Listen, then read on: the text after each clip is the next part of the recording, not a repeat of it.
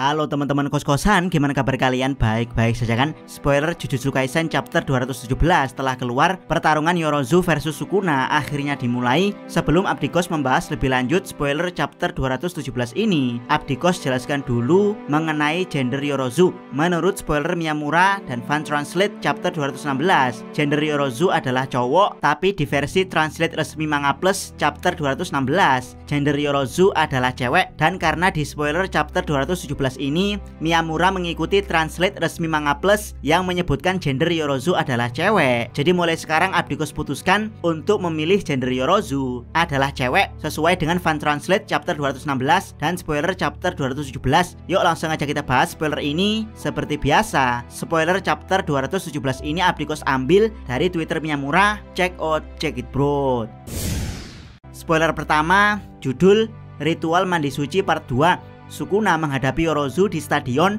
Keduanya tampak saling meremehkan satu sama lain. Oke, sesuai yang Abdikos jelaskan di chapter 216 kemarin, kalau Yorozu menantang Sukuna di stadion Yurutek Sendai. Entah apa alasan Yorozu menantang Sukuna di stadion, tapi yang jelas alasan Yorozu ke koloni Sendai adalah karena koloni ini dekat dengan kampung halamannya di Aizu.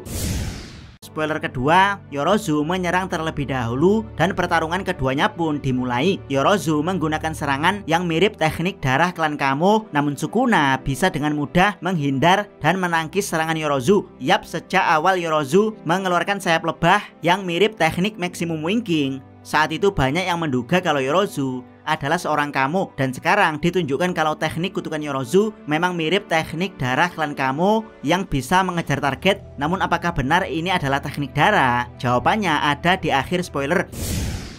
Spoiler ketiga, percakapan Sukuna dan Yorozu. Yorozu, bahkan Angel tidak menyadari kehadiranmu, tapi aku bisa. Coba tebak kenapa? Itu semua karena cinta. Saat ini ayo kita saling membunuh satu sama lain, tapi bagaimana jika aku yang menang? Sukuna, mustahil bos. Menangis kali. Tapi terserah lu dah. Yorozu, oh ya, bagaimana dengan pernikahan? Sukuna, mboh wis sak karepmu Yorozu.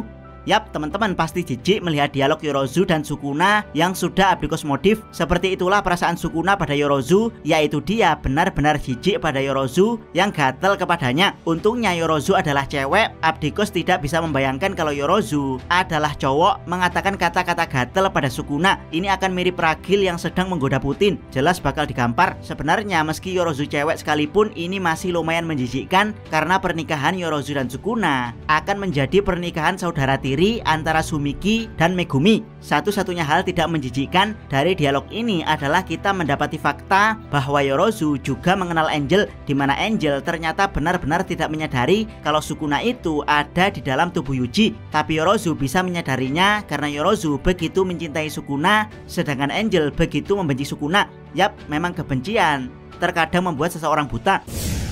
Spoiler keempat, Yorozu benar-benar jatuh cinta pada Sukuna. Bahkan dia terlihat berbunga-bunga memikirkan pernikahan mereka. Yorozu ingin Uraume memasak makanan favorit mereka di pernikahan. Makanan favorit yang dimaksud adalah kepala manusia. Anjir, lampu mana lampu? Gila, darks banget si Yorozu ini. Dia mengatakan sesuatu yang menyenangkan tentang pernikahan, namun dengan menu catering yang sangat-sangat darks, yaitu kepala manusia. Sebenarnya di sini ditampakkan gambaran kepala yang mirip monyet, namun karena monyet di Jujutsu Kaisen mereferensikan para non-penyihir, maka sudah jelas kepala yang dimaksud adalah kepala manusia. Bahkan di sini juga ditunjukkan siluet kepala manusia lengkap dengan rambut panjang mereka yang sedang digantung. Yang menarik adalah Yorozu ternyata juga kenal dengan Uraume, bahkan tahu kalau Uraume adalah pelayan Sukuna yang sering memasakkan Sukuna daging manusia. Dari sini Abdikos benar-benar tertarik untuk mengetahui seperti apa Jujutsu Kaisen di era Heian. Yap, seperti apa zaman keemasan Jujutsu di mana penyihir, non-penyihir, dan kutukan saling berinteraksi satu sama lain.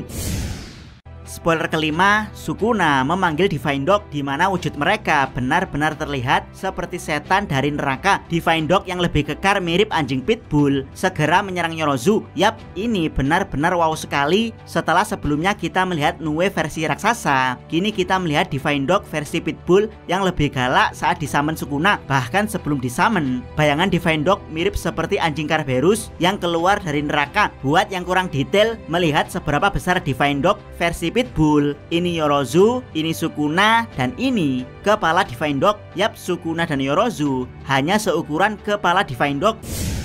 Spoiler ke-6, Yorozu lolos dan membuat tekniknya mengelilingi Sukuna. Yorozu mencoba menghancurkan Sukuna dengan teknik tersebut, tapi tanpa disadari Yorozu, Sukuna sudah menghindarinya. Yorozu kembali menyerang Sukuna dengan tekniknya, namun Sukuna hanya fokus menghindar. Yap, lagi-lagi Yorozu menggunakan teknik yang mirip teknik darah klan Kamo. Kali ini dia menggunakan Crimson Binding, namun versi lebih powerful, yaitu jika Crimson Binding hanya mengikat target, maka Crimson Binding Yorozu akan meremukkan Sukuna layaknya Sabakusoso. Namun ya, Sukuna terlalu cepat untuk serangan ini. Yorozu kemudian kembali menggunakan teknik yang mengejar Sukuna, namun Sukuna hanya menghindar tanpa melawan.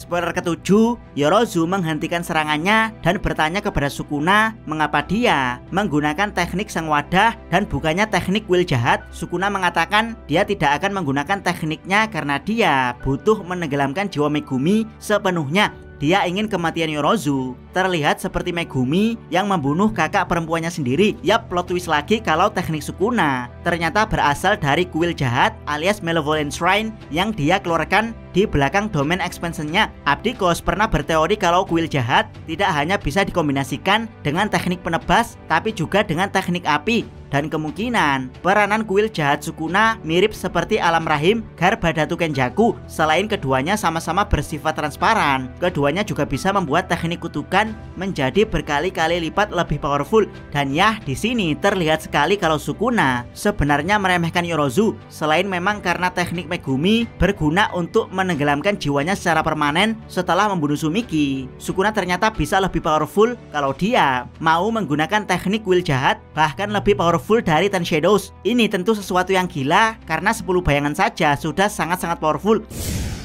Spoiler ke-8, Yorozu mulai mengamuk dan menjadi serius. Yorozu mempertanyakan apakah Sukuna bisa mengalahkannya tanpa teknik will jahat. Teknik kutukan Yorozu adalah teknik konstruksi garis miring arsitektur, sebuah teknik logam cair yang mengubah volumenya sambil mempertahankan sifat fisik yang stabil karena energi terkutuk yang dikontrol dengan cara semi otonom dalam kurung setengah mandiri. Berkat teknik kutukan ini, Yorozu telah membuat banyak senjata dan menjadi penyihir veteran. Yap, teknik Yorozu ternyata mirip teknik Mai, yaitu construction. Namun bedanya, jika teknik Mai mampu membuat benda apapun, maka teknik Yorozu hanya fokus ke menyusun ulang logam cair yang ada di sekelilingnya. Jadi yang bergerak di sekeliling Yorozu bukanlah darah, melainkan logam cair. Tentu ini lebih powerful dari darah karena sifat logam yang lebih padat dan mematikan. Jadi kalau elemen logam cair Yorozu yang digunakan untuk melancarkan serangan laser darah, mungkin kepala Hanami akan langsung hancur. Yang lebih spesial adalah Yorozu bisa mengontrol energi kutukannya agar berjalan setengah mandiri, yaitu energi kutukan Yorozu sebagian tidak perlu diperintah untuk terus-menerus membuat logam tetap cair. Dengan teknik ini, Yorozu telah banyak membuat senjata dari logam dan disebut-sebut sebagai penyihir veteran yang kemungkinan veteran dari perang penyihir dan kutukan di era Heian.